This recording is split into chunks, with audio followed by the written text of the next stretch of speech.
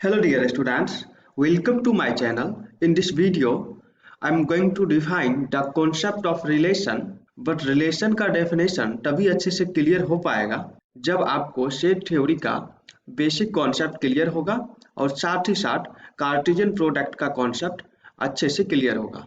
अगर आपको ये सारी चीज़ें नहीं आती है तो मैंने प्रीवियस वीडियो में पूरा सेट थ्योरी को कवर किया है और फर्स्ट लेक्चर में मैंने कार्टेशियन प्रोडक्ट को अच्छे से डिफाइन किया है और साथ ही साथ उसका कुछ एग्जाम्पल्स भी उसमें सॉल्व कराया है। अगर आपको ये सारी चीज़ें नहीं आती है तो आई बटन पे लिंक आ रही है, उस पर क्लिक करके आप कार्टेशियन प्रोडक्ट को अच्छे से समझ सकते हैं। देन उसके बाद आपको रिलेशन का कॉन्सेप्ट और भी बहुत ही अच्छे से समझ में आएगा। तो चलिए बच्चों स्टार्ट करते हैं रिलेशन की डेफिनेशन से। सो बच्चों बेसिकली रिलेशन क्या होता है?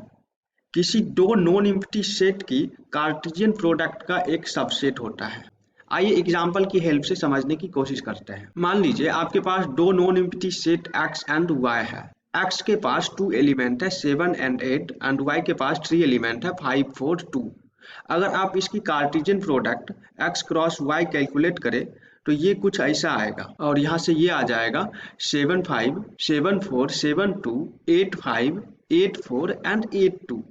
ये इसके कार्टेशियन प्रोडक्ट हो। ये लास्ट लेक्चर में मैंने आपको अच्छे से सिखाया था। आइए अब हम लोग क्या करते हैं, मान लीजिए ये अपना सेट x है और ये दूसरा सेट y है और ये दोनों के बीच हम लोग कुछ इस तरह से कार्टेशियन प्रोडक्ट को डिफाइन करते हैं। तो यहाँ पे आप देखोगे कि यहाँ से जो ऑर्डर्ड पेयर आएगा इसमें ये वाला सारा ऑर्डर्ड पेयर नहीं होगा, बिकॉज यहाँ पे क्या है 7 4 से भी रिलेटेड है बट यहाँ पे 7 सिर्फ 5 और 2 से रिलेटेड है।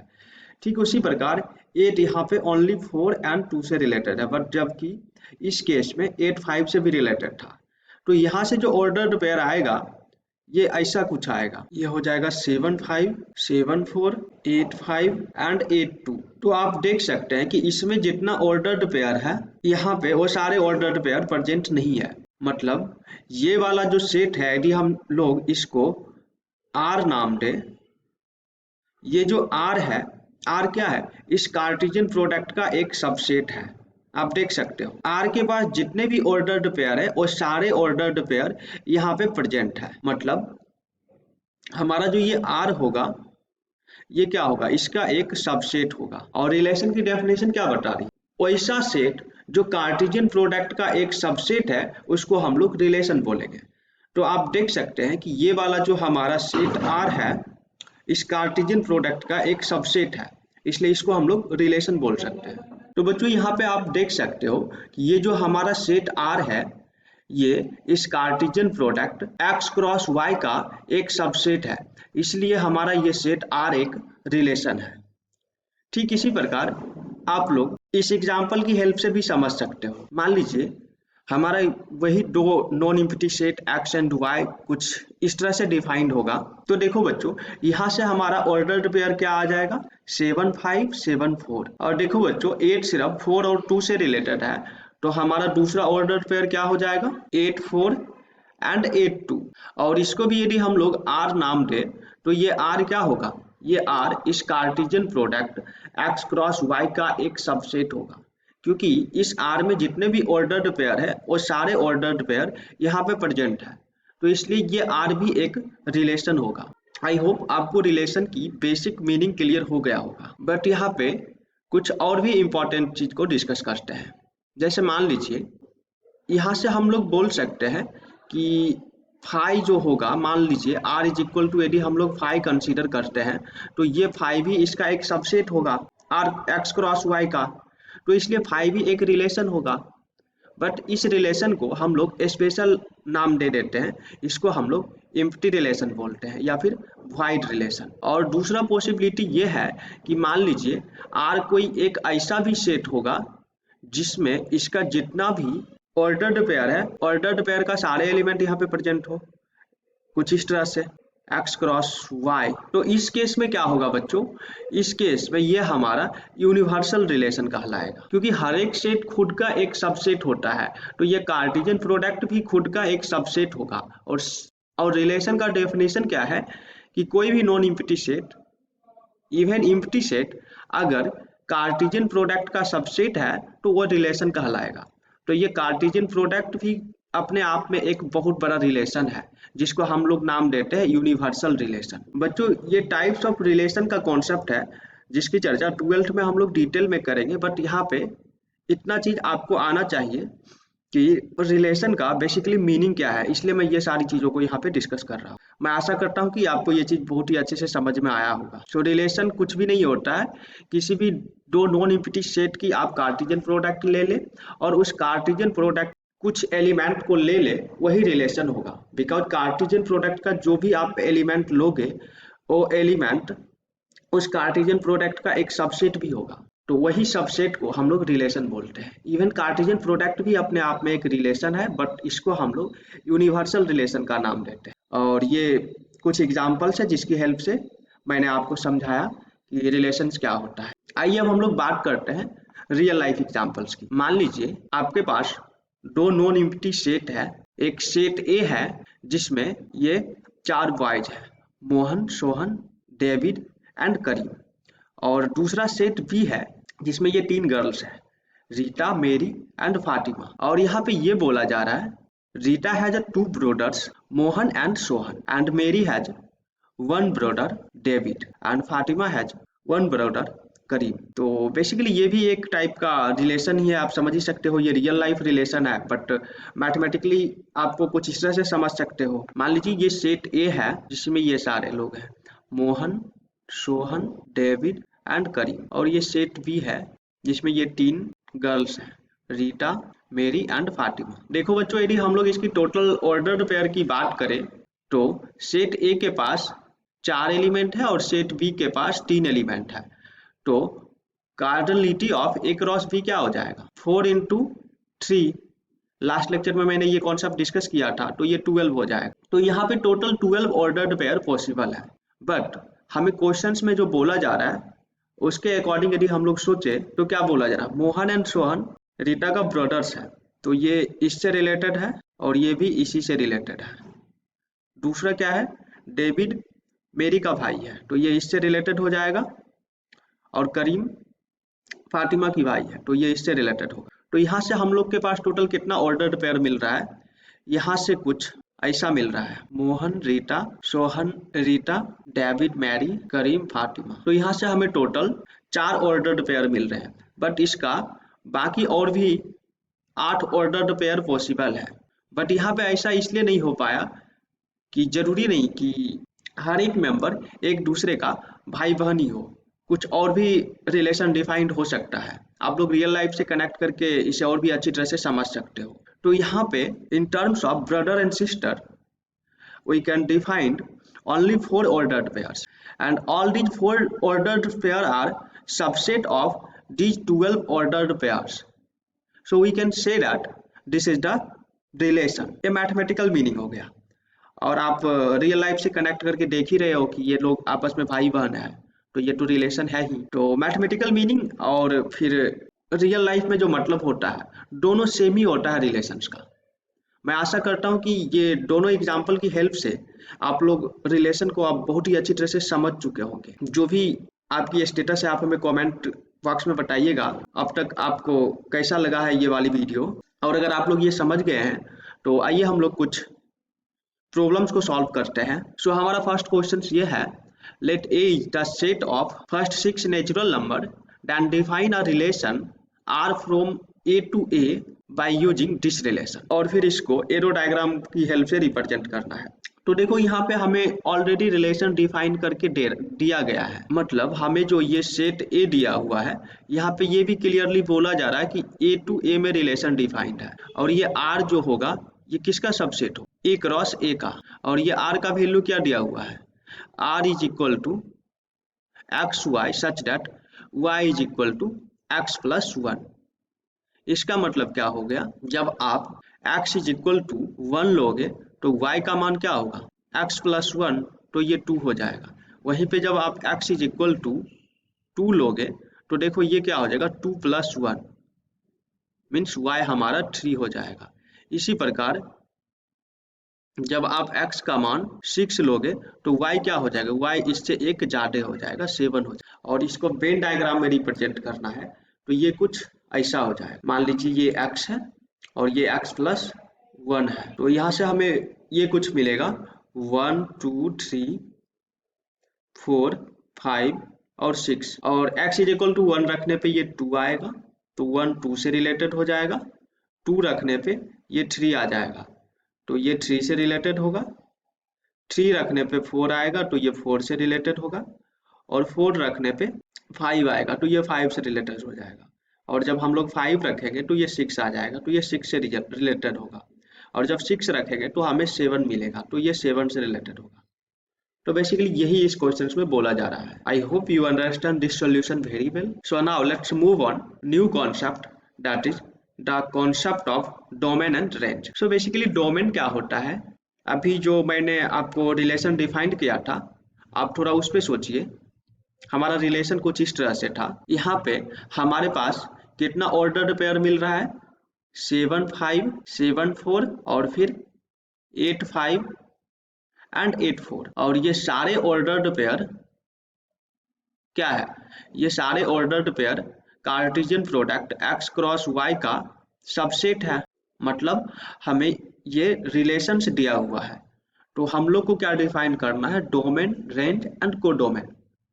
तो ये बहुत ही आसान है। इस ऑर्डर्ड पेयर का जो फर्स्ट एलिमेंट है, कौन सी ऑर्डर्ड पेयर, जहाँ पे हमें रिलेशन दिया गया है, रिलेशन की ऑर्डर्ड पेयर का फर्स्ट एलिमेंट को हम लोग डोमेन बोलते हैं और इसकी सेकंड एलिमेंट को रेंज बोलते हैं। तो देखो इसका फर्स्ट एलिमेंट ये सारा है तो ये क्या हो जाएगा, डोमेन। सो 7 और 8 इसका डोमेन हो जाएगा। वहीं पे रेंज की बात करें तो रेंज क्या हो जाएगा, ऑर्डर्ड पेयर का सेकंड एलिमेंट, और वेन डायग्राम की टर्म्स में यदि बात करें तो जो भी एलिमेंट राइट साइड में जिससे रिलेटेड है वही सारा इसका रेंज होगा। तो यहाँ पे देखो 7 5 और 4 से रिलेटेड है और 8 भी 5 और 4 से ही रिलेटेड है, तो इसका 5 4 रेंज हो जाएगा। और देखो 2 जो है, 2 किसी से भी रिलेटेड नहीं है तो ये रेंज नहीं होगा, और इस डिफिनीशन के अकॉर्डिंग भी 2 इसमें आ ही नहीं रहा है। ये डिफिनीशन क्या है कि हमारा जो रिलेशन होता है उस रिलेशन के ऑर्डर्ड पेयर का सेकंड एलिमेंट को रेंज बोलेंगे। तो सेकंड एलिमेंट में देखिए सिर्फ 5 और 4 ही आ रहा है, तो इसलिए इसका रेंज ये हो जाएगा। आइए अब बात करते हैं कोडोमेन का। तो देखो कोडोमेन क्या होता है, ये जो हमारा सेट Y है, इस सेट Y में जितने भी एलिमेंट प्रेजेंट होते हैं वो सारे एलिमेंट को यदि हम लोग कंबाइंडली लिखते हैं तो वही कोडोमेन होता है। तो सेट Y में टोटल कितना एलिमेंट है, टोटल 3 एलिमेंट है, 5 4 एंड 2, तो ये क्या हो जाएगा, ये इसका कोडोमेन हो जाएगा। बेसिकली कोडोमेन क्या है, तो यहाँ से हम लोग ये भी बोल सकते हैं कि जो हमारा डोमेन होता है ये कोडोमेन का एक सबसेट होता है, क्योंकि देखो ये हमारा पूरा कोडोमेन का ही एक पार्ट 5 4 है जिसको हम लोगों ने डोमेन बोला है। सो एक ये बहुत ही इंपॉर्टेंट रिलेशन होता है, domain is the subset of. मैं आशा करता हूँ कि आपको डोमेन, रेंज एंड कोडोमेन का कॉन्सेप्ट भी बहुत ही अच्छे से क्लियर हुआ होगा। आइए अब हम लोग इस पे बेस्ड कुछ एग्जांपल्स को सॉल्व करते हैं। सो हमारा फर्स्ट एग्जांपल्स ये है, आपके पास एक रिलेशंस दिया हुआ है और आपको इसका डोमेन एंड रेंज डिफाइन करना है। सो रिलेशन क्या दिया हुआ है, r is equal to x to x plus 5 such that x belongs to first 6 whole numbers. तो देखो बच्चों ये हमारा x हो जाएगा और इसका एलिमेंट क्या हो जाएगा, 0 1 2 3 4 एंड 5, और मान लीजिए ये अपना x प्लस 5 है। तो यहाँ पे क्या क्या आएगा, जब हम लोग 0 रखेंगे तो ये हो जाएगा 0 प्लस 5 मीन्स 5। वहीं पे जब हम लोग 1 रखेंगे तो ये हो जाएगा 1 प्लस 5 तो 6 आ जाएगा। जब हम लोग 2 रखेंगे तो ये हो जाएगा 2 प्लस 5 7, 3 रखने पे हो जाएगा 3 प्लस 5 8, और 4 रखने पे 4 प्लस 5 9, और जब हम लोग 5 रखेंगे तो ये हो जाएगा 5 प्लस 5 10। ये हमारा रिलेशन हो गया। अब हम लोग को क्या बताना है कि इसमें इसका डोमेन क्या है और रेंज क्या है। जब आप इसको ऑर्डर्ड पेयर की फॉर्म में लिखोगे तो ये कुछ ऐसा आ जाएगा, 0 5 1 6 2 7 3 8 4 9 एंड 5 10। अब देखो बच्चों इस ऑर्डर्ड पेयर का जो भी फर्स्ट एलिमेंट है वही अपना डोमेन हो जाएगा और इसकी सेकंड एलिमेंट रेंज होगा। तो देखो ये फर्स्ट एलिमेंट है, ये भी फर्स्ट एलिमेंट है, ये भी फर्स्ट एलिमेंट है, ये भी फर्स्ट एलिमेंट है, ये भी फर्स्ट एलिमेंट है, ये भी फर्स्ट एलिमेंट है। तो ये सारे एलिमेंट हमारा डोमेन हो जाएगा। सो बेसिकली इस पूरे को हम लोग डोमेन बोलेंगे और इसका सेकंड एलिमेंट में ये हो जाएगा, तो ये हमारा रेंज हो जाएगा। मैं आशा करता हूँ कि आपको इस प्रॉब्लम का सॉल्यूशन अच्छे से समझ में आया होगा। तो आइए बच्चों, अब हम लोग इस क्वेश्चन को सॉल्व करते हैं। इसमें ये बोला जा रहा है हमारे पास कोई नॉन एम्प्टी सेट ए है जिसके पास टोटल 14 एलिमेंट है, 1 2 3 अप टू 14, और कोई relation set A to set A में डिफाइंड इस तरह से किया गया है कि हमारा आर जो है ये कुछ ऐसा डिफाइंड किया गया है 3x minus y is equal to 0। यहाँ पे एक्स वाई दोनों सेट ए से बिलोंग कर रहा है। तो आपको इसका domain, codomain and range define करना है। देखो बच्चों, यहाँ पे क्लियरली मेंशन किया गया है हमारे पास जो रिलेशन है ये इस कंडीशंस को सैटिस्फाई कर रहा है, y is equal to 3x। मतलब हमारा यदि x 1 होगा तो y कितना हो जाएगा, y 3 हो जाएगा। तो चलिए इस r को हम लोग डिफाइन कर, तो हमारा ये r कुछ ऐसा हो जाएगा, ये 1 होगा तो हमारा ये कितना होगा, 3 होगा।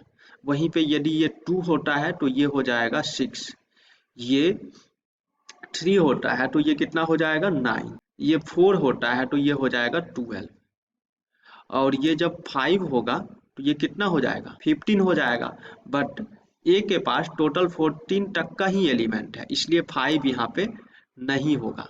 तो सिंपली यहाँ पे बच के आ जाएगा 13 एंड 4। तो आप देख सकते हैं ये जो 1 है ये इस 3 से रिलेटेड है, और ये 2 इस 6 से रिलेटेड है, 3 9 से रिलेटेड है, 4 12 से रिलेटेड है, और बाकी का जो एलिमेंट है वो किसी से भी रिलेटेड नहीं है। तो यहाँ से जो ऑर्डर्ड पेयर बनेगा ये कुछ ऐसा बनेगा ऑर्डर्ड पेयर 1 3 2 6 3 9 4 12। तो इस ऑर्डर्ड पेयर का जो फर्स्ट एलिमेंट होगा वही अपना डोमेन हो जाएगा।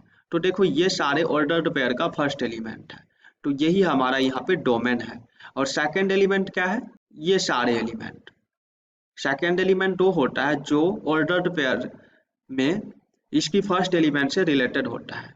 तो यहाँ पे यही चारों एलिमेंट सिर्फ इससे रिलेटेड है, तो ये इसका रेंज हो जाएगा। अब बात करते हैं कोडोमेन का। तो इस सेट में जितना भी एलिमेंट होगा वो सारा कोडोमेन हो जाएगा। मतलब 3 6 9 12 ये सारा तो होगा ही, इसमें देखिए बाकी 1 2 3 4 5 अप टू 14 तक है, उसमें से सिर्फ 4 एलिमेंट से ही रिलेटेड है। बट कोडोमेन का डेफिनेशन ये होता है कि इस सेट में जितना भी एलिमेंट्स बिलोंग कर रहा है वो सारा कोडोमेन होना चाहिए। तो यहाँ से हमारा कोडोमेन क्या होगा, codomain is equal to 1 2 3 up to 14, यही हमारा कोडोमेन हो जाएगा। मैं आशा करता हूँ कि आपको रेंज, डोमेन एंड कोडोमेन ये सब बहुत ही अच्छे से समझ में आया होगा। फिर भी यदि आपको कुछ भी डाउट है तो आप हमें कमेंट कर सकते हैं, और आप हमें कांटेक्ट भी कर सकते हैं। डिस्क्रिप्शन बॉक्स में हमारा कांटेक्ट डिटेल मेंशन किया गया है, तो वहां से आप हमें डायरेक्टली कांटेक्ट भी कर सकते हैं। आइए अब हम लोग बात करते हैं how to find total number of relation. देखो ये बहुत ही सिंपल है। कार्टेशियन प्रोडक्ट फाइंड करने का रूल मैंने आपको फर्स्ट लेक्चर में ही बताया था। अगर x की कार्डिनलिटी n है और y की कार्डिनलिटी m है तो total number of x cross y कितना होता है, m मल्टीप्लाइड बाय n। मान लीजिए x के पास 2 एलिमेंट है और y के पास 3 एलिमेंट है, तो जब इसकी कार्डिनलिटी निकालोगे तो ये कितना हो जाएगा, 2 मल्टीप्लाइड बाय 3 मतलब 6 आएगा। और सेट थ्योरी में मैंने आपको ये बताया था कि how to calculate total number of subset. तो ये कुछ नहीं होता है, जितना भी एलिमेंट उस नॉन एम्प्टी सेट में होता है उसका पावर वो सारे एलिमेंट कर दो। तो इसके पास कितना एलिमेंट है, 6 एलिमेंट है, तो इसकी टोटल नंबर ऑफ सबसेट 6 हो जाएगा। ये चीज सेट थ्योरी में मैंने अच्छे से डिस्कस किया था। तो रिलेशन क्या होता है, इस कार्टेशियन प्रोडक्ट की सबसेट होता है। तो हमें total number of relation calculate करना है, मीन्स इसका टोटल नंबर ऑफ सबसेट चाहिए। तो टोटल नंबर ऑफ सबसेट निकालने के लिए क्या हो जाएगा, 2 का पावर इसमें जितना भी एलिमेंट है तो इसका total element m multiplied by n है, तो टोटल नंबर ऑफ सबसेट कितना हो जाएगा, ये हो जाएगा m मल्टीप्लाइड बाय n, और यही अपना टोटल नंबर ऑफ रिलेशन हो जाएगा। आइए एक एग्जांपल की हेल्प से इसको और भी अच्छे से समझते हैं। देखो बच्चों, हमारे पास दो non empty set A and set B है। A के पास 2 एलिमेंट है और B के पास भी 2 एलिमेंट है। यहाँ पे ये बोला जा रहा है find the number of relation from set A to set B। तो सबसे पहले तो आप मेरे को ये बताओ कि total number of Cartesian product कितना होगा, मीन्स A क्रॉस B की कार्डिनलिटी क्या हो जाएगा, देखो 2 मल्टीप्लाइड बाय 2 हो जाएगा। तो ये 4 आ गया। तो हम लोग टोटल नंबर ऑफ रिलेशन की बात करेंगे तो ये हो जाएगा 2 to the power 2 multiplied by 2, या आप इसे ये भी बोल सकते हैं 2 टू द पावर 4। तो यही हो जाएगा total number of relation means 16, और यही इसका आंसर होगा। मैं आशा करता हूँ कि आपको ये वाली कॉन्सेप्ट भी समझ में आया होगा, और इसके बाद आप एनसीईआरटी का एक्सरसाइज 2.2 आराम से सॉल्व कर पाओगे, और इसी के साथ क्लास 11th की पूरा रिलेशन खत्म होता है। तो इसके बाद आप एनसीईआरटी का एक्सरसाइज 2.1 एंड 2.2 दोनों ट्राई कर सकते हैं, दोनों आराम से सॉल्व हो जाएगा। और आपको कुछ भी दिक्कत आती है या फिर समझ में नहीं आती है या कुछ भी डाउट है तो आप हमें कांटेक्ट कर सकते हैं और कमेंट भी कर सकते हैं। So thank you so much for watching this video, and if you are watching first time on my channel then please subscribe to my channel and also share with your friends.